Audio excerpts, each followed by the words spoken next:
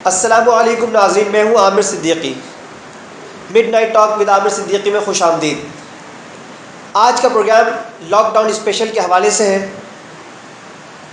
کیونکہ 27 فروری کے بعد سے لے کر اب تک بالخصوص سندھ اور بالعموم پورے پاکستان میں جو لاک ڈاؤن کا سلسلہ رہا اور اس کو گریجولی کم اور اس میں نرمی اور زیادتی کی گئی، اس سے کیا فوائد حاصل کیے گئے اور کیا مقاصد حاصل ہوئے، اور پاکستان اور پاکستانی عوام پر اس کی کس طرح کے اثرات مرتب ہوئے، اس حوالے سے آج ہم نے پروگرام میں دعوت دی ہے معروف تجزیہ کار سید جاوید جیدی صاحب کو کہ وہ آج کے اس پروگرام میں یہ بتائیں کہ لاک ڈاؤن کس حد تک پاکستان اور پاکستانی عوام کے لیے مسائل سے بچنے اور کرونا جیسی وبا سے بچنے کے لیے فائدہ مند ثابت ہوا یا اس سے کوئی فائدہ حاصل نہیں ہوا۔ السلام علیکم جاوید صاحب۔ جاوید صاحب کیسے ہیں آپ؟ جی الحمدللہ۔ جاوید صاحب، صورتحال کے حوالے سے تو آپ بخوبی واقف بھی ہوں گے، دیکھ بھی رہے ہوں گے پچھلے 27 فروری سے لے کر اب تک کی صورتحال، وفاقی حکومت کے اقدامات اور سندھ حکومت کے اقدامات، اور پھر پاکستان پر اس کے اثرات اور پاکستانی عوام اس سے کس طرح سے متاثر ہو رہی ہے، تمام باتیں آپ دیکھ رہے ہیں۔ تو آج آپ کو دعوت دینے کا مقصد یہ ہے کہ جاوید صاحب یہ بتائیے کہ لاک ڈاؤن کے حوالے سے کس لاک ڈاؤن سے کس کو کتنا اور کس طرح سے فائدہ ہوا اور کس کو کتنا اور کس طرح سے نقصان ہوا؟ عامر، سب سے بڑی بات تو سب سے پہلی بات میں یہ کرنا چاہوں گا کہ نقصان ہمیشہ عوام کو ہوتا ہے۔ جو سیاستدان کروڑوں روپے خرچ کر کے الیکشن میں آتا ہے، لڑتا ہے، جیتتا ہے، سیٹ پہ آتا ہے، اور لازمی بات ہے اس کے بعد پیسوں کی کمی نہیں ہوتی ہے، اور وہ لاک ڈاؤن میں اگر اس کو گھر میں بیٹھنا پڑے گا تو اس کو کوئی نقصان نہیں ہے۔ اس نے اپنا 30 سے 40 ہزار روپے ایک وقت میں کھا لینا، 30 سے 40 ہزار روپے اس کا ایک لنچ کا یا ایک ڈنر کا اس کا خرچہ ہوتا ہے۔ عوام کو آپ نے لگایا ہوا 17,500 روپے پہ کہ جی 17,500 روپے ایک فیکٹری آپ کو دے گی اور آپ نے اس کو گزارا کرنا ہے۔ میرے خیال میں ایسی بہت کم فیکٹریاں ہیں، بہت کم کمپنیاں ہیں جو لوگوں کو 17,500 روپے دیتی ہیں، کسی کو 12,000، کسی کو 14، کسی کو 15۔ پھر وہاں پر عجب طریقے ہیں کہ جناب ذوالفقار علی بھٹو صاحب نے مزدوروں کے لیے بڑی محنت کری، بہت کچھ کیا، بہت سارے یعنی کہ انہوں نے قانون بنایا، لیکن اس قانون کو بالائے طاق رکھتے ہوئے آج تقریباً کمپنیوں کے اندر ٹھیکیداری نظام آ چکا ہے۔ بہت کم ایسے لوگ ہوتے ہیں جو کمپنی میں پرماننٹ ہوتے ہیں، باقی تو تقریباً ٹھیکیدار۔ اب ٹھیکیدار وہ 17,500 روپے نہیں دیتا، وہ 12,000 14,000 روپے تنخواہ دیتا ہے۔ اب آپ نے لاک ڈاؤن لگا دیا، لازمت ہے کمپنی والے وہ ٹھیکیدار تو پیسے نہیں دے گا اس کو۔ اچھا ٹھیک ہے جی، اس کا بھی کوئی مسئلہ نہیں ہے، کمپنی سے نکال دیا اس کو جی، وہ گھر بیٹھ گیا آگے۔ میں کہتا ہوں کہ لاک ڈاؤن میں سب کو گھروں کے اندر بیٹھنا چاہیے۔ میں کہتا ہوں کرفیو لگا دیں، جناب علی کرفیو لگا دیں، عوام کو گھر میں بیٹھنے کے لیے کرفیو لگائیں، اور عوام کو چاہیے گھر میں بیٹھے کیونکہ ہمیں کرونا سے بچنا ہے۔ لیکن یہ تو سوچیں کہ ہم اگر عوام کو گھر بٹھا رہے ہیں کہ ایک ایک دروازہ کھٹکا کے ہم نے بولا یہ راشن لے لو، اگر آپ نے اس 2 مہینے کے اندر 4 لاکھ یا 5 لاکھ یا 10 لاکھ راشن دے دیے یا 50 لاکھ راشن دے، 2 کروڑ راشن دے دیے، 3,000 روپے کا راشن نہیں تھا، کیا ایک گھر کا گزارا 3,000 روپے میں ہو سکتا ہے؟ 2 مہینے گزارا کر سکتا ہے کوئی؟ اچھا دوسری بات ہے، ایک اور بات جاتے ہیں کہ مارکیٹنگ کے اوپر کہ جی آپ نے بولا جی صبح 9 بجے سے 4 بجے تک مارکیٹیں کھلیں گی۔ جب آپ کسی چیز کے اوپر پابندی اور ٹائمنگ لگاتے ہیں کہ جی اتنے بجے سے اتنے بجے تک کھلے گی، تو یقین کر لیں کہ عوام کا سمندر باہر آئے گا، کیونکہ اس کی ضروریات ہے، اس کو پریشانی ہے، اس کے گھر پہ راشن نہیں ہے، کسی کے گھر پہ کچھ نہیں ہے، کسی کے گھر پہ کوئی پریشانی ہے، تو عوام سمندر کی طرح باہر آئے گی۔ کیوں کہ اس کے پاس ٹائم نہیں ہوتا۔ اب وہ سوچتا ہے یار ایسا نہ ہو کہ یار میں پہنچوں گا تو اتنے بج جائیں، وہاں پتہ نہیں کتنا رش ہوگا، پھر کیا معاملات ہوں گے، تو ہر آدمی ایک ساتھ نکل رہا ہے۔ آپ کھلی چھوٹ دیتے کہ جناب علی آپ دکان کھولیں، صبح سے لے کے رات تک کھولیں، دنیا میں چل رہا ہے، دنیا میں ہو رہا ہے۔ ہمارے پاس ہیلتھ ایجوکیشن تقریباً 0% ہے۔ اگر ہمارے پاس ہیلتھ اس قابل نہیں ہے کہ ہمارے یہاں پہ ڈاکٹرز جو ہیں جو ڈاکٹرز وینٹیلیٹر نہ ملنے کی وجہ سے وفات پا جائے تو اس ملک کا کیا حال ہوگا؟ چلیں جی گھر میں آدمی رہے گا تو کھلاؤ نا بھائی، راشن دے دو راشن گھر کا دروازہ کھٹکا کے راشن دو.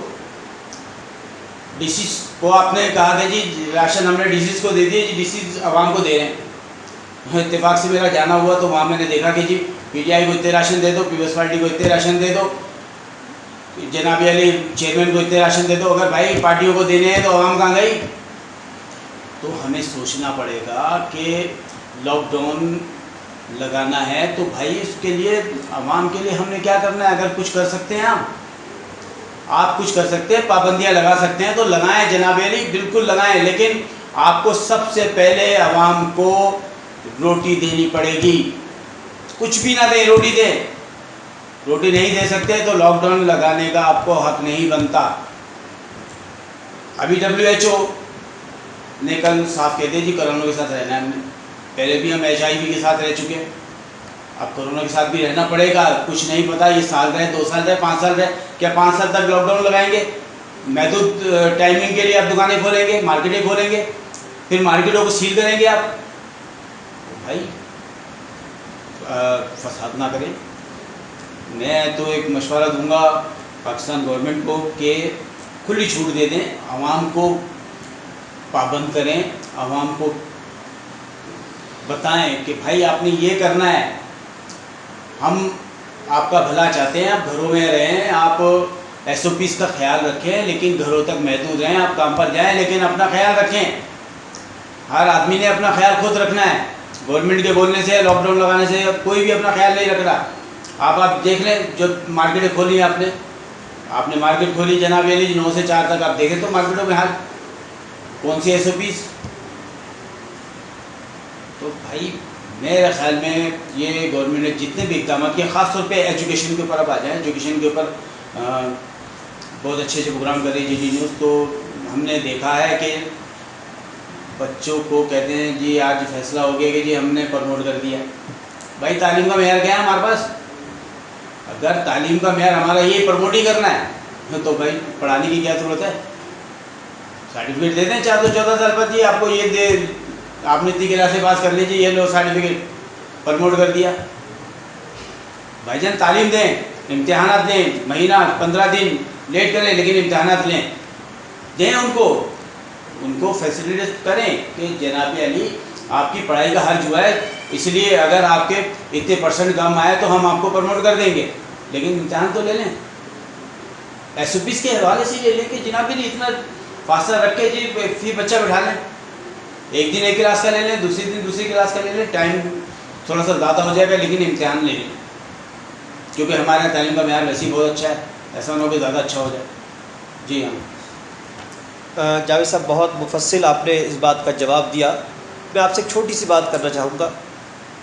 اب تک جو کرونا وبا دنیا میں آئی اور پاکستان میں آئی، اور پاکستان کے علاوہ 210 ممالک میں آئی، تو اس تناظر میں کہ دوسرے ممالک جس میں چائنا ووہان صوبہ اور وہاں پر کرونا وبا آئی اور تقریباً 3,500 سے لے کر 4,000 اموات ہونے کے بعد مکمل طور سے وہاں پر کنٹرول کر لیا گیا.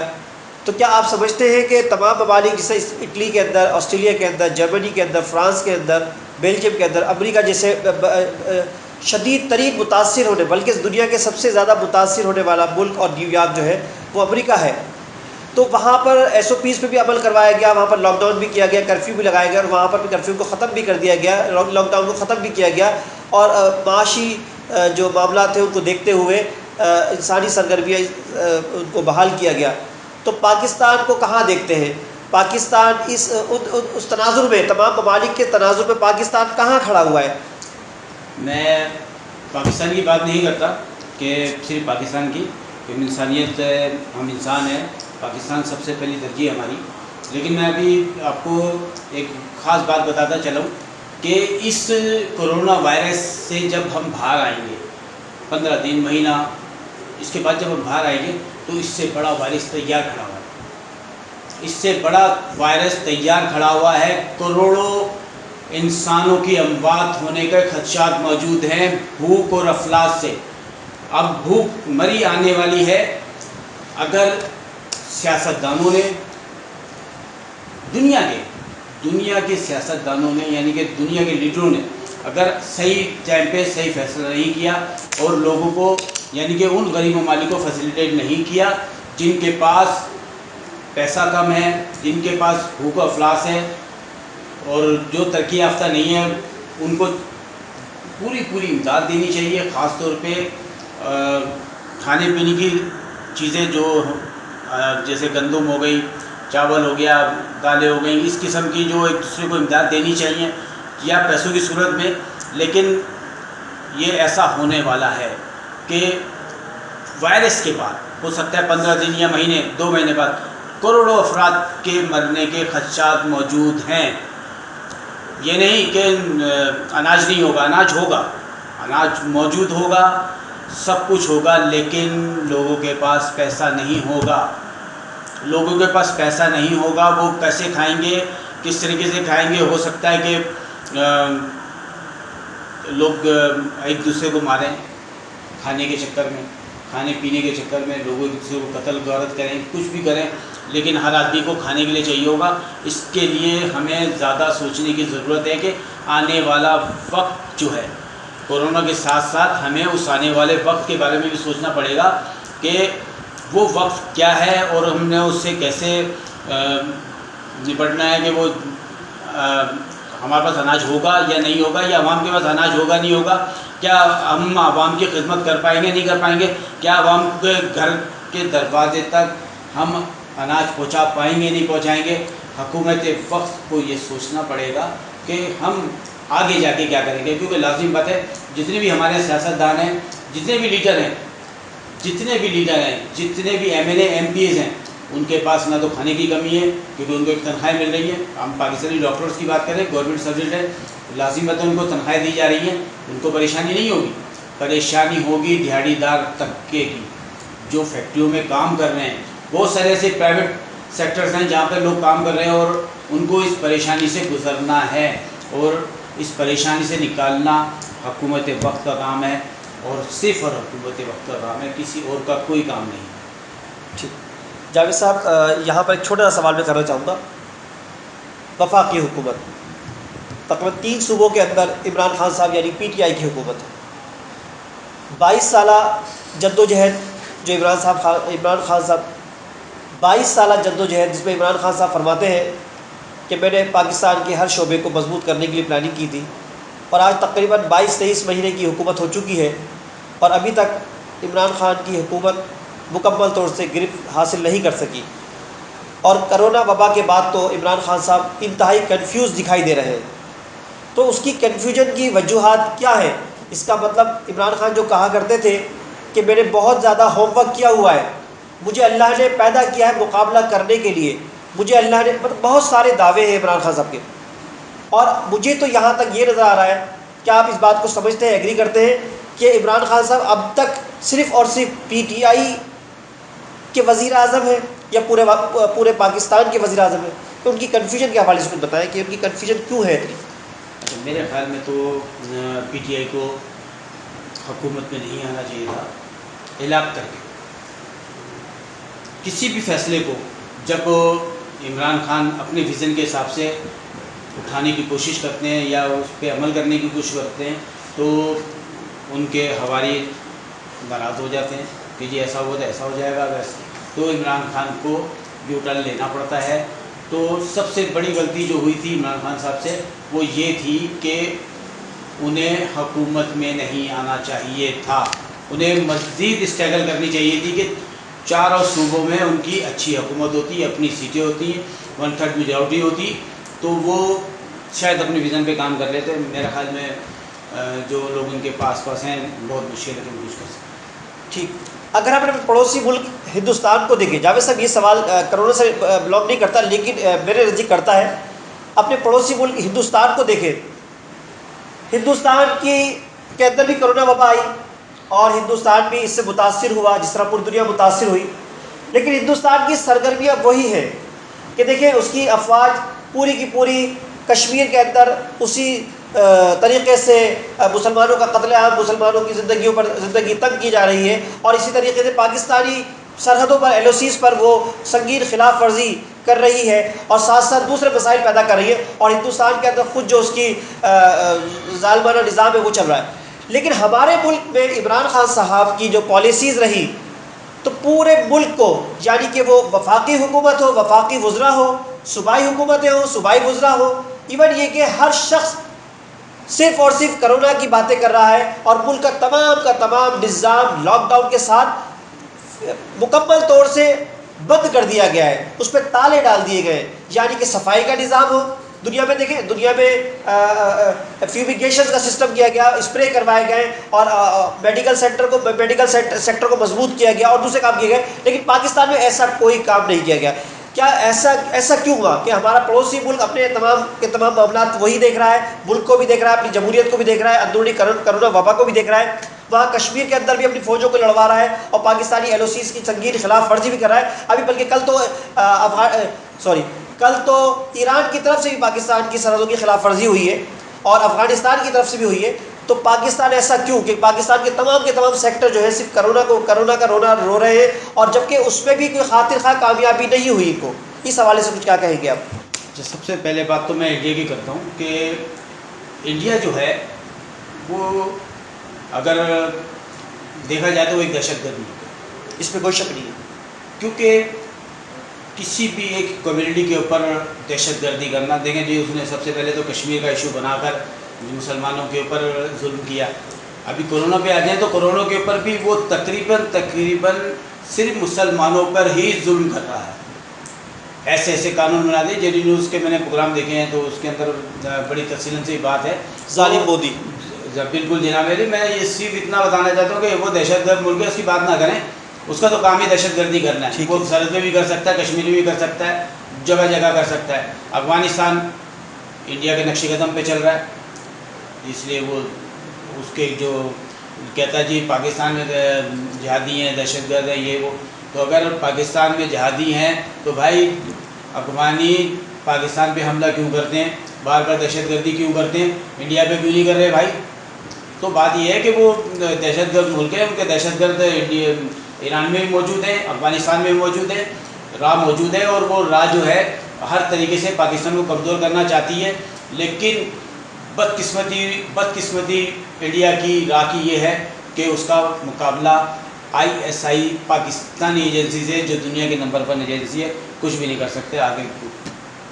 ٹھیک، آخر میں ایک سوال کرنا چاہوں گا، تھوڑا سی روشنی ڈالیے کہ کیا کرونا کی وبا، جیسے اب WHO کے مطابق کہا جا رہا ہے، جیسا آپ نے ابھی فرمایا کہ اب اس کرونا کے ساتھ ہی جینا ہوگا، اور یہی بات ہمیں سمجھ لینی چاہیے ہوگی، تو پاکستان اس وبا کو ساتھ لیتے ہوئے اپنے تمام کے تمام شعبہ ہاتھ، جتنے بھی شعبے جات ہیں جو کہ اس نے بند کیے ہوئے، مکمل طور سے لاک ڈاؤن کیے ہوئے، کچھ کو نرمی کے تحت کھولا ہوا ہے، کیا پاکستان اس کرونا کی وبا کے ساتھ ان تمام معاملات کو دیکھ سکتا ہے اور تمام شعبوں کو کھول سکتا ہے؟ کیا پاکستان کے بعد اتنی صلاحیت موجود ہے؟ دیکھیں جی ہمارے پاس ہیلتھ کا نظام نہیں ہے، بہتر نظام نہیں ہے، وینٹیلیٹرز ہمارے پاس نہیں ہے، یہاں تک کہ جو ہمارے ہاسپٹلس میں کٹ دی گئی ہیں وہ بھی میرے خیال میں اس قابل نہیں ہے کہ وہ کرونا کو روک سکیں۔ دوسری بات ہے کہ اللہ تعالیٰ کی بڑی مہربانی ہے کہ پاکستان کے اندر کرونا اتنی شدت سے یعنی کہ عمل نہیں کر رہا ہے جس طریقے سے امریکہ میں، یورپ میں وہ تیزی سے پھیل رہا ہے اور تیزی سے لوگوں کے اوپر اثر کر رہا ہے۔ پاکستان میں بہت ہی الحمدللہ، پاکستان میں ایشیائی ممالک میں بہت کمزور ہے کرونا، تو میرے خیال میں ہم کسی حد تک اس کے اوپر قابو پا سکتے ہیں۔ بہت اچھی بات کرتے ہیں، گورنمنٹ کے SOPs پہ عمل کرنا چاہیے، ہمیں گھروں میں رہنا چاہیے۔ میں بھی کہتا ہوں گھروں میں رہنے کے لیے تیار ہیں، ہم بھی تیار ہیں، عوام بھی تیار ہے، لیکن بھائی رہنے کے لیے لازمی بات ہے کہ کھانا تو چاہیے۔ صحیح، آپ کو ایک ڈور کھٹکا کے کھانا دینا پڑے گا۔ صحیح، بالکل عمل ہونا چاہیے، بالکل لاک ڈاؤن ہونا چاہیے، کرفیو لگنا چاہیے، عوام کو باہر نہیں آنا چاہیے، لیکن ایک دروازہ کھٹکا کے جو حکومت وقت کی ذمہ داری، میں کہتا ہوں ذمہ داری اس سے زیادہ فرض، یعنی ان کا فرض ہے فرض کہ ایک دروازہ کھٹکا کے پوچھنا چاہیے کہ آپ کے گھر پہ راشن ہے نہیں ہے، تو انہیں راشن دیں، ان کی ضروریات کو پوری کریں، لاک ڈاؤن کریں۔ میرے خیال لاک ڈاؤن کی اب ضرورت نہیں ہے، اس لیے ضرورت نہیں ہے کہ ہمیں اس کے ساتھ جینا ہے۔ اور جب ہم محدود وقت رکھیں گے تو عوام کا سمندر باہر آئے گا. بھائی کھول دو لیکن عمل کراؤ کہ جی یہ ایس او پیز ہیں، اس پہ عمل کرنا ہے عوام نے. اور اس طریقے سے دکانداروں کو، شاپنگ مال کو یا کسی بھی جگہ پہ جا رہے ہیں تو آپ نے عمل کرنا ہے. کوشش کریں، اس پہ کوشش کریں، پیار محبت سے عوام کو سمجھائیں. آپ عوامی نمائندے آئیں عوام میں سمجھائیں آپ لوگوں کو کہ جی آپ نے ایسا کرنا ہے. مجھے امید ہے کہ ہماری عوام پیار سے بڑا اچھی طریقے سے سمجھتی ہے کہ 7 گھنٹے کے لاک ڈاؤن میں زندگی میرے خیال میں جو ہے نا عوام کو سمجھانے کے لیے بہترین طریقہ یہ ہے کہ سیاستدانوں کو، ہمارے ایم پی اے، ایم این اے، وزیروں کو، سب کو عوام کے بیچ میں آنا چاہیے اور عوام کو پیار سے سمجھانا چاہیے کہ ہم نے یہ کرنا ہے اور ہمیں اس کے ساتھ جینا ہے. تو جینے کے ایس او پیز ہمیں بنا لینی چاہیے اور اس کے اوپر عمل کرنا چاہیے. میرا خیال اس سے زیادہ تو کچھ بھی نہیں ہوا جا سکتا کہ اور کیا کہیں اس میں. صحیح. چاہے سے بڑی اچھی بات بولی آپ نے. چھوٹی سی بات، لاک ڈاؤن کے دوران اور کرونا کی اس وبا کے دوران پولیس کہاں کھڑی ہوئی، پولیس کا کردار، پولیس کے حوالے سے بہت سارے سوالات اٹھے اور بہت سارے معاملات ہم نے دیکھے. پولیس کا رویہ عوام کے ساتھ کیا یہ درست رہا؟ کیا یہ مناسب تھا؟ کیا حکومت کو اس کے حوالے سے کوئی لاہے عمل دینا چاہیے تھا پولیس پارٹیز کو، محکمہ پولیس کو، پورے پاکستان کی؟ جناب علی، سب سے پہلے تو میں یہ کہوں گا کہ دیکھیں جی، آپ نے ایک قانون بنا دیا کہ آپ نے اس پہ عمل کرانا ہے، ٹھیک ہے نا. اب پولیس پہ عمل کروانا ہے، ٹھیک ہے نا. اب میری دکان ہے، جب تک میں پولیس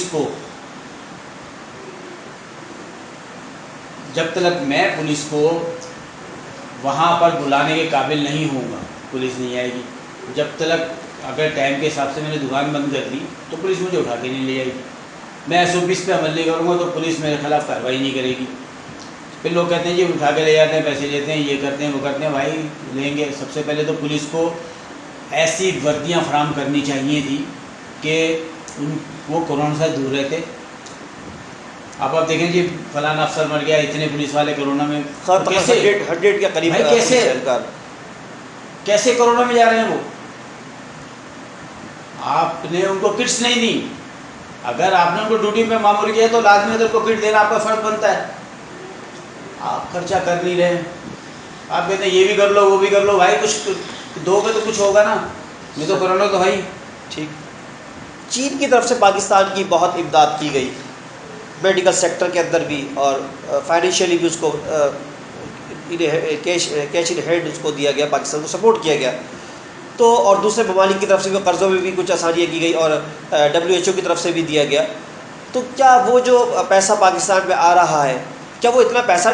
تجزیے کے مطابق مختلف قسم کے پرائیویٹ چینلز پہ ہی باتیں منظر عام پہ آئی، سوشل میڈیا پہ آئی کہ جتنا پاکستان کو امداد ملی ہے تو تقریباً پر ہیڈ، یعنی کہ تقریباً 22 کروڑ 23 کروڑ کا حساب لگایا جائے تو ایک انڈیویجول کو تقریباً 50 سے 55 ہزار ملنے چاہیے تھے. تو کیا وہ جو امداد ملی پاکستان کو وہ کہاں ہے؟ مطلب اس کا بھرپور استعمال کیوں نہیں ہو پا رہا، اور کیوں مطلب عوام اب بھی اضطراب اور پریشانی کا شکار ہے اور حکمران جو ہے وہ ہاتھ جھاڑ کے بیٹھے ہوئے اور ان مسائل کی طرف نظر نہیں رکھے ہوئے؟ جناب علی، یہ تو پاکستان کا المیہ رہا ہے ہمیشہ سے. جہاں تک چائنا کی بات ہے تو انشاءاللہ تعالیٰ اس سے زیادہ بڑی بڑی خوشخبریاں چائنا کی طرف سے آنے والی ہیں اور ہم اسی کی امید لگائے بیٹھے ہیں اور اسی کی آس میں ہے کہ چائنا جو پاکستان کے بارے میں سوچتا ہے اور پاکستان کے بارے میں کرنا چاہتا ہے، بس ہمیں امید ہے کہ انشاءاللہ تعالیٰ وہ وقت بہت قریب آنے والا ہے جب انڈیا جیسے دہشت گرد کو ناکو چنے چبانے پڑیں گے. انشاءاللہ. جاوید صاحب بہت بہت شکریہ. ناظرین، آج کے اس اسپیشل پروگرام میں مڈ نائٹ ٹاک ود عابد صدیقی میں آپ نے سید جاوید جیدی صاحب کے اس تجزیے کو سنا، اور یقینی طور پر یہ تجزیہ ہمارے صحافی حضرات کے لیے اور دوسرے میڈیا چینل کے لیے ایک تقلید کا سبب بنے گا، تلقین کا سبب بنے گا کہ پاکستان اس وقت کہاں موجود ہے اور کس طریقے سے پاکستان اپنے تمام معاملات کو کرونا وبا کے دوران اور لاک ڈاؤن کے دوران اور پاکستانی معیشت پر اس کے کیا اثرات ہیں، اور کس طریقے سے WHO کے مطابق کہ اس کرونا وبا کے ساتھ ہی جینا ہے اور ہمیں سیکھنا پڑے گا اور ہمیں بات سمجھنی پڑے گی. آج کے اس پروگرام میں سید جاوید جیدی صاحب کو اور مجھے محمد عامر صدیقی کو اجازت دیجیے. السلام علیکم.